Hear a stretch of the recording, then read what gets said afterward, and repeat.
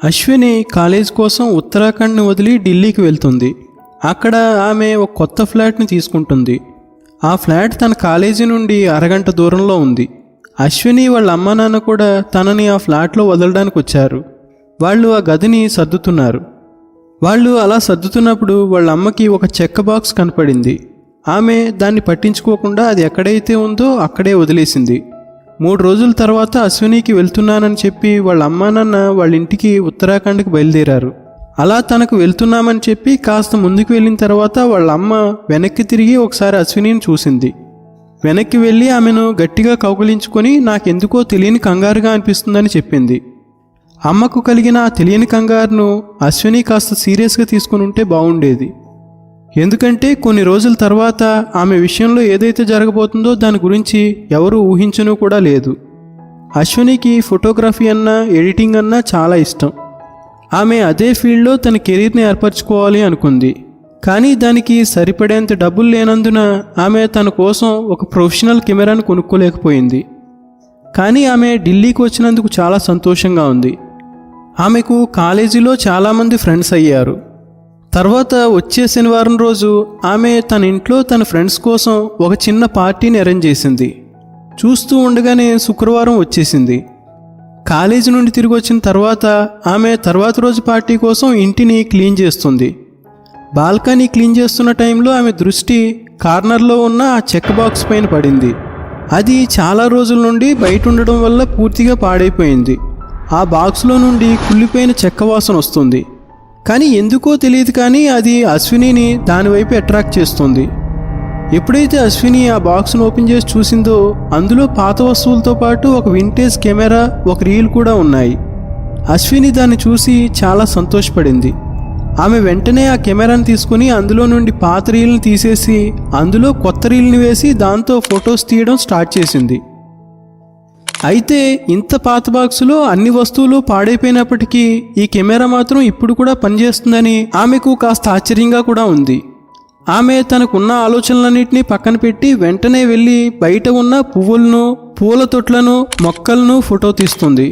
Ashwini flat ఎదురుగా ఒక ముసలావిడ ఉంటుంది. ఆమె ప్రతిరోజు అశ్విని కాలేజీకి వెళ్తున్న టైంలో గుడ్ మార్నింగ్ చెప్పేది.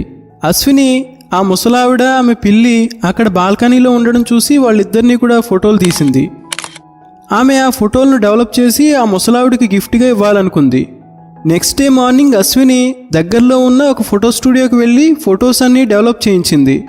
వాటిని ఒక ఎన్వలప్ కవర్లో పెట్టి డైరెక్ట్గా ముసలావిడి ఇంటికి వెళ్ళింది. ఆ ముసలావిడకు ఆ ఫొటోస్ చాలా బాగా నచ్చాయి. అశ్విని ఇంటికి వచ్చిన తర్వాత మిగిలిన ఫొటోస్ అన్నిటినీ కూడా చూస్తూ ఉంది. అప్పుడు ఆ ఫొటోస్ అన్నిటిలో ఆమె ఒక వింతైన విషయాన్ని నోటీస్ చేసింది. ఆ కెమెరా ద్వారా తీసిన ప్రతి ఫోటో బ్యాక్గ్రౌండ్లో ఎక్కడో ఒక చోట ఒక మసకబారిన నీడ కనబడుతుంది. దాని మొహం పైన ఒక స్మైల్ ఉంది. దాంతో అశ్విని ఆ ఫోటోలను అలాగే చూస్తూ ఉంది. ఆ ఫొటోస్లో ఆ నీడ స్మైల్ అనేది నెమ్మదిగా ప్రతి ఫోటోలో పెరుగుతూ వస్తుంది. అలాగే అది ఒక ఫోటో నుండి మరో ఫోటో వరకు కెమెరాకి దగ్గరగా వస్తూ ఉంది. అప్పుడే సడన్గా అశ్విని డోర్ బెల్ మోగింది. ఎప్పుడైతే అశ్విని డోర్ తెరిచిందో అక్కడ వాళ్ళ ఫ్రెండ్స్ నిలబడి ఉన్నారు. శనివారం వచ్చేసింది. ఆమె ఫ్రెండ్స్ అందరూ హౌస్ పార్టీ కోసం వచ్చేశారు. కానీ అశ్వినికి తన హెల్త్ సరిగ్గా ఉన్నట్టు అనిపించడం లేదు. అందువల్ల ఆమె పార్టీ క్యాన్సిల్ చేసి తన ఫ్రెండ్స్ని తిరిగి పంపించేసింది. ఎప్పుడైతే అశ్విని తన రూమ్లోకి తిరిగి వచ్చిందో అప్పుడు ఆమె దృష్టి కెమెరా పైన పడింది. అశ్విని ఈసారి ఆ కెమెరాతో అద్దంలో చూసుకుంటూ కొన్ని తన ఫోటోలను తీసుకుంది. అప్పుడు సడన్గా ఆ మిర్రర్కి ఒక క్రాక్ వచ్చింది. అది చూసి అశ్విని చేతిలో నుండి ఆ కెమెరా జారి కింద పడిపోయింది. అశ్విని ఎప్పుడైతే వెనక్కి తిరిగి చూసిందో అప్పుడు ఆమె రిఫ్లెక్షన్ మిర్రర్లో కనబడుతుంది. కానీ ఆ రిఫ్లెక్షన్లో తన చేతిలో కెమెరా ఇప్పుడు కూడా ఉంది. ఆమె మొహం పైన అదే భయంకరమైన స్మైల్ ఉంది. అది చూసి ఆమె చాలా గట్టిగా అరిచింది. వెనక్కి వెళ్తూ అక్కడ వెనక ఉన్న చైర్కి తగిలి కింద పడి స్పృహ కోల్పోయింది. ఎప్పుడైతే ఆమెకు స్పృహ వచ్చి పైకి లేచిందో అప్పుడు ఆ మిర్రర్ పూర్తిగా నార్మల్గా ఉంది. దానిపైన అప్పుడు కేవలం ఒక క్రాక్ మాత్రమే ఉంది. ఆమెకు అదంతా తనకు భ్రమలా అనిపించింది. అందువల్ల ఆమె సైలెంట్గా వెళ్ళి నిద్రపోయింది. 2 రోజుల తర్వాత అశ్విని చదువుకుంటూ మధ్యాహ్నం టైంలో నిద్రలోకి జారుకుంది. రాత్రి 3 గంటలకు ఆమెకు మెలకు వచ్చింది. దాంతో అశ్విని అక్కడ ఉన్న పుస్తకాలను సెట్ చేసి తన రూమ్ వైపుకు నడుచుకుంటూ వెళ్తోంది. అప్పుడు ఆమె తన డ్రాయింగ్ రూమ్ కిటికీలో నుండి ఎదురుగా ఏదైతే చూసిందో దాన్ని చూసి షాక్ అయింది.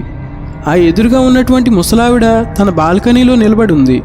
కానీ ఆమె మొహం పైన చాలా భయంకరమైన స్మైల్ ఉంది. అచ్చం తన మిగిలిన ఫోటోల్లో ఏ విధంగా అయితే ఉందో సేమ్ అదే స్మైల్ ఉంది. అశ్విని అక్కడి నుండి వెళ్ళిపోవాలనుకున్నా అక్కడి నుంచి కదలలేకపోతుంది. చూస్తూ ఉండగానే ఆ ముసలావిడ వెనకాల నుండి ఒక చెయ్యి అప్పుడు బయటకు వచ్చింది. ఆ చేతిలో ఒక గాజు ముక్కు ఉంది. ఆ చెయ్యి ఆ ముసలావిడ గొంతుపైన భయంకరంగా దాడి చేసింది. అది చూసి అశ్విని గట్టిగా అరవాలనుకుంటుంది. కానీ ఆమె నోట్లో నుండి సౌండ్ బయటికి రావడం లేదు. భయంతో ఆమె తన కళ్ళను గట్టిగా మూసుకుంది. ఆమె ఎప్పుడైతే కళ్ళు తెరిచి చూసిందో అప్పుడు ఆమె తన బెడ్ పైన పడుకోనుంది. కానీ ఆ బెడ్ పైన ఆ ముసలావిడ దగ్గరుండే పిల్లి తిరుగుతూ ఉంది. అది కల అనుకుని అశ్విని తిరిగి మళ్ళీ నిద్రపోయింది. తర్వాత అశ్విని నెక్స్ట్ డే రాత్రి 9 గంటలకు తన ఫ్రెండ్ నుంచి వచ్చిన ఫోన్ కాల్ వల్ల నిద్రలేచింది. అప్పుడు ఆమె అదే పిల్లి తన రూమ్లో ఒక కార్నర్లో కూర్చుని ఉండడం చూసింది. ఆ పిల్లి ఆ కెమెరాను అలాగే చూస్తూ ఉంది. అశ్విని తన బెడ్ను చూసి షాక్ అయింది. ఎందుకంటే ఆమె తన బెడ్ పైన ఆ పిల్లి కాళ్ళ రక్తపు గుర్తులను ఉండడం చూసింది. దాంతో అశ్విని వెంటనే పరిగెత్తుకుంటూ తన కిటికీ దగ్గరికి వెళ్ళి చూసింది. అప్పుడు ఆ ముసలావిడ ముందు రోజు రాత్రి అశ్విని ఎక్కడైతే ఆమె నిలబడి ఉండడం చూసిందో అక్కడే నిలబడి ఉంది. ఆమె చేతిలో గాజు ముక్కు ఉంది.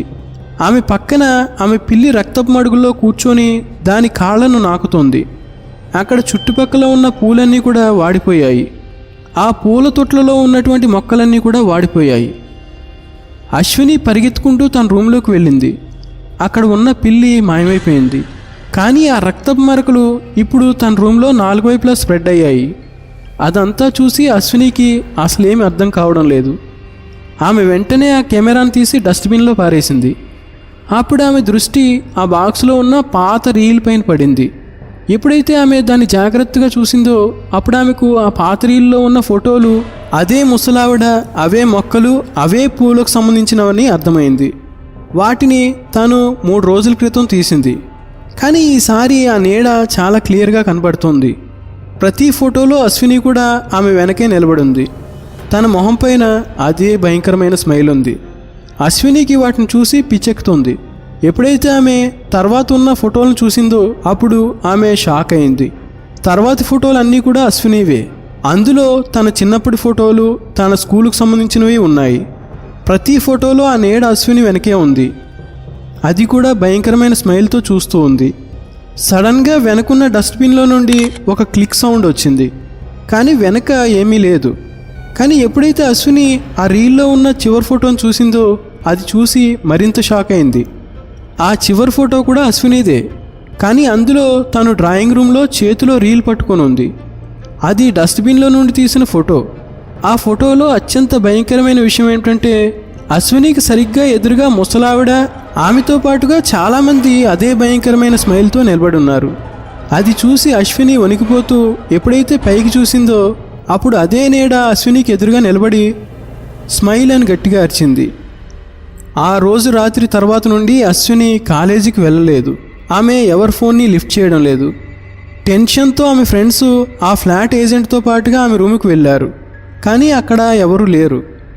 అక్కడ చాలా వస్తువులు, వాటి మధ్యలో ఒక వింటేజ్ కెమెరా మరియు ఒక రీల్ ఉన్నాయి. అశ్విని వాళ్ళ అమ్మ నాన్న తన వస్తువులతో పాటు దాన్ని కూడా వాళ్ళ ఇంటికి తీసుకెళ్లారు. ఎన్నో నెలలు గడిచినా అశ్విని ఆచూకీ మాత్రం దొరకలేదు. ఒకరోజు అశ్విని వాళ్ళ తమ్ముడు ఆ కెమెరాను తీసుకుని వాళ్ళ ఇంటి బయట చెట్టుని ఫోటో తీశాడు. ఆ చెట్టు 3 రోజుల తర్వాత పూర్తిగా ఎండిపోయింది. ఎప్పుడైతే వాళ్ళ తమ్ముడు ఆ ఫోటోని డెవలప్ చేయించాడో అప్పుడు అతనికి ఆ చెట్టు వెనుక అశ్విని నిలబడి ఉండడం కనిపించింది. ఫ్రెండ్స్, మీకు ఈ వీడియో నచ్చితే వెంటనే లైక్ చేసి మన ఛానల్కి సబ్స్క్రైబ్ చేసుకోండి.